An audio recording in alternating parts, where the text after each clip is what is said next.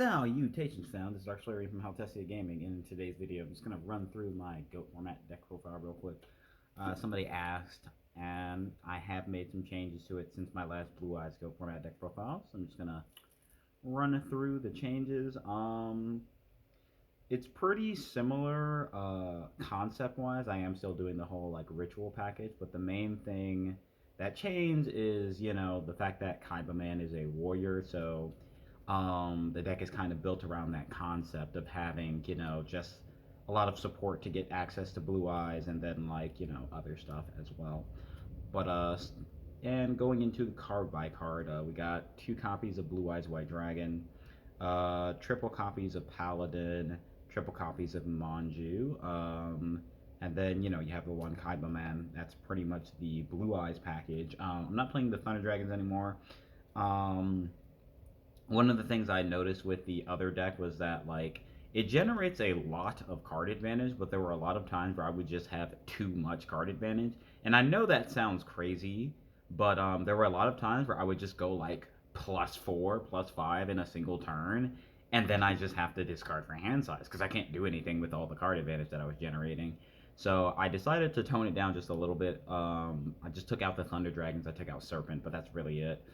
The deck still generates a lot of card advantage because Manju is a really good card, but that's pretty much it. 2 Blue Eyes White Dragons because you don't really want to draw it, but we play the Kaiba Man because sometimes you will draw it. I've noticed I actually have not been in a situation where I've wanted to have a third one in deck or a third one to summon. Pretty much by the time you go through 2, the game is pretty much over anyway.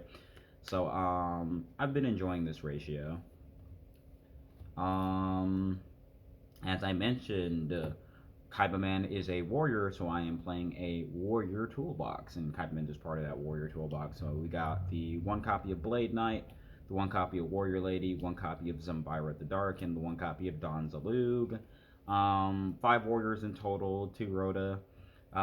Been really enjoying it. Don Zalug is really, really good. Yeah, it's like we got a nice little warrior package. The warrior package also happens to be light and dark, so it has that chaos synergy as well.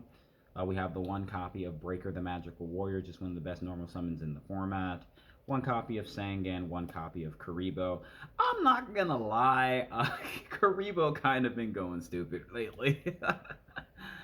Being able to just be like damage, like, stop things in damage counts so you just don't die, but then also put a Dark Engrave for like BLS and Chaos Orc, like, it's won me a couple of games, I'm not gonna lie. Like, it's actually been coming up a surprising amount, and it being searchable off Sangan's pretty good. I can't tell you how many times I've been in a scenario where I've had like Sangan, and they'll be like, oh, I'll just board wipe, but I'll just kill them this turn, so it doesn't matter that they're getting follow-up. And then I search Karibo, and it's just like, yeah, go ahead, you're not killing me. And then I like hit him on the crackback with stuff. But yeah, moving on, we've got 1 copy of Soul of Purity and Light. I decided to tone this down by 1 copy before I was playing 2. But to make up for the fact that I'm only playing 1, I'm now playing Chaos Orc in the deck as well, alongside the BLS. So I've got 3 of those like special summons that just put a lot of extra damage on board. Yeah, and then the last monster in the deck, it's pretty random. It's going to be the Random Stein. Yeah, that's another thing that happens sometimes is like, they kill the Sangan, they don't deal enough damage, so we search Cyberstein, and then being able to just follow it with Cyberstein and just end the game out of nowhere is pretty good. But that's going to be it for the monsters. On to the spells. We got 2 copies of Rhoda to supplement our warrior toolbox, 2 copies of White Dragon Ritual. Yeah, I kind of like the idea of playing just 2 because, again, I find that I'm not really in a situation where I need to like summon Blue Eyes a 3rd time, or at least a 3rd time off of like the ritual package. So it's like I haven't really missed the 3rd. But then we have a bunch of 1-ofs. We got Pot of Greed, Graceful, Lightning Vortex, Snatch Steal, Premature Burial, Swords. Just a bunch of random 1-of power spells. It is GOAT format. A lot of the games are going to be decided by really swingy power spells. But yeah, that's going to be it for the spells. On to the trap cards. I'm playing 1 copy of Soul Resurrection. This is basically Call of the Haunted for Blue Eyes specifically, except it summons the monster in defense, but like that rarely ever matters.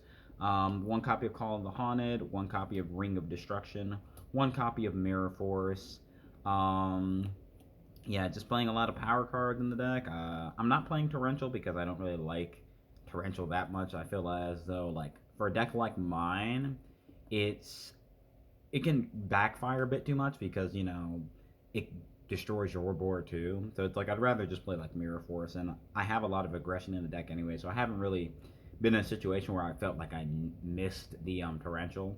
A lot of decks don't play Lightning Vortex, so I guess that's really what I'm playing instead. Is the Lightning Vortex. And then we've got one copy of Raigeki Break and two copy of Sakuretsu Armor.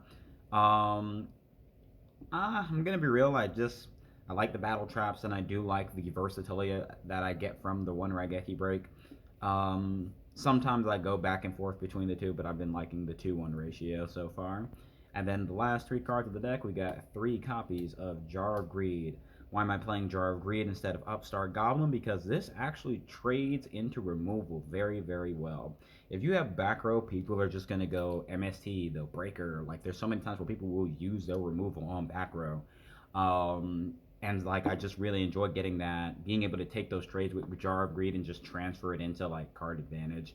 Um, yeah, and it's like imagine me like set like being able to like set three and then your opponent heavy storms you and you just draw three. So it's like you don't lose any card advantage. And that's really the thing that I like about Jar of Greed in this format is that like it's slow enough that sometimes you will just use this as Upstart Goblin. But the main thing about it that I like it's how it trades into removal. But yeah, that's gonna be it for the deck. It is 40 cards. On to the extra deck. It's pretty simple. Have the King Dragoons, 3 King Dragoon, 3,000 Eyes, 1 Last Warrior, 1 Sandwich. For the most part, you're not really summoning most of these 9 times out of 10. You're really only ever summoning like King Dragoon most of the time. But King Dragoon, Thousand Eyes, Last Warrior, Sandwich, Master of Oz, Gatling Dragon. This is another one that I find myself summoning a lot because being able to just like blow up a board and then just swing is very, very powerful as well. Dark Balter, the Terrible. The infinite spell negates is pretty strong. Well, it's not infinite, but like you know what I mean. I actually ran out of room. I gotta put these up. I got a couple more. Let's go ahead and pick these up, move them to the side.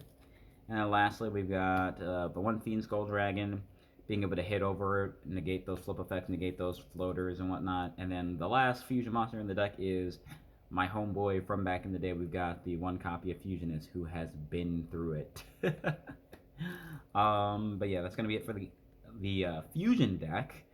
And then we have our side deck. We've got 2 copies of Electric Snake if I play against hand control, 1 copy of Getsu Fuma if I play against zombies, 1 copy of Dark Scorpion, Clip the Trap Remover in case I play against Panda. Well, actually, it's the that one stun burn deck that plays like Gravity Bind, being able to just have this to be able to out those floodgates and things like that.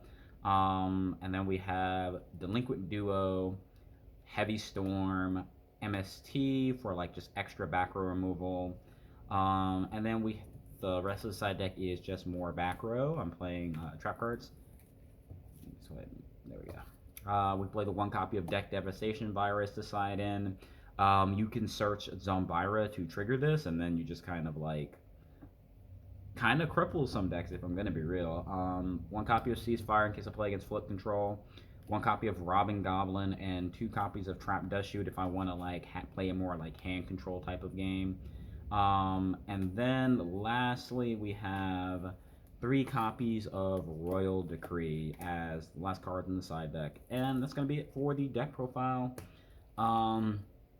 Yeah, it's just like Blue Eyes. This is Blue Eyes, Warrior, Chaos, whatever. Like it's a go format deck. I've been enjoying it. I really enjoy being able to just slap down a Blue Eyes White Dragon. It's actually a threat because if you do not answer this Blue Eyes White Dragon, it just threatens so much because it hits over everything in the format. Like honestly, pretty much every deck, like if there's a Blue Eyes White Dragon on the board, it contests literally everything. And so it's like they have to use removal on it, and it's like if they don't banish it, like it just comes right back. And even if they do get rid of it, like you can typically summon a second one. And if they, get rid of the second one, then they probably can't deal with the Cyberstein or the BLS and like all the other stuff you have. It's just you have a lot of bombs in the deck. So that's just the thing I've been enjoying about the deck, and one of the big reasons I enjoy the format. This has been Arim from Haltessiagaming. If you enjoyed this video, please make sure to like, comment, and subscribe. Leave a comment if there's anything in particular you would like to see from me in the future. Please check out the description. I typically leave some helpful links in there. Thank you very much for watching. Have a wonderful day. Please go drink some water.